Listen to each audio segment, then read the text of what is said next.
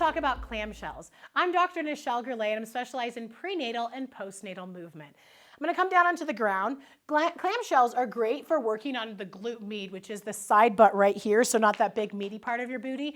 And that's going to help with pelvic stability. So this can be great for working on that muscle so that it engages better so that you can have less discomforts during pregnancy.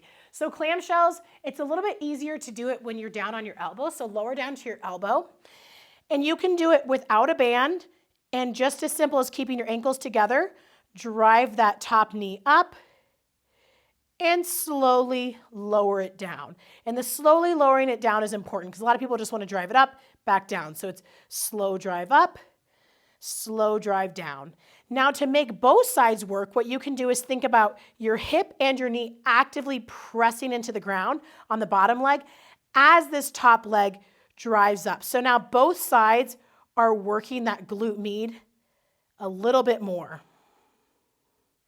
If you're not feeling much with this, you can add in a looped band. So bring that band around your upper knee, come back down onto that elbow.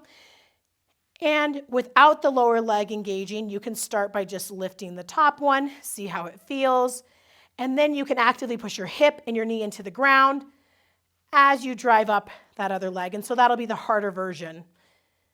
And of course, you can make it even harder by making the tempo slower. So I could go up to 5, count of 5, 1, 2, 3, 4, 5, lower, 2, 3, 4, 5. So the slower you make it, the harder it'll be.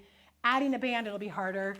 And adding your knee and your hip pressing to the ground will also make it harder. So the easiest would be where you're on your elbow, one leg's lifting up. You can make it harder by pressing bottom leg into the ground and knee lifting up, make it harder by adding the band, etc. So there's a lot of ways to do the clamshell. You will start with the easiest first to make sure it doesn't cause discomforts, and then you can slowly increase to see what your body can handle.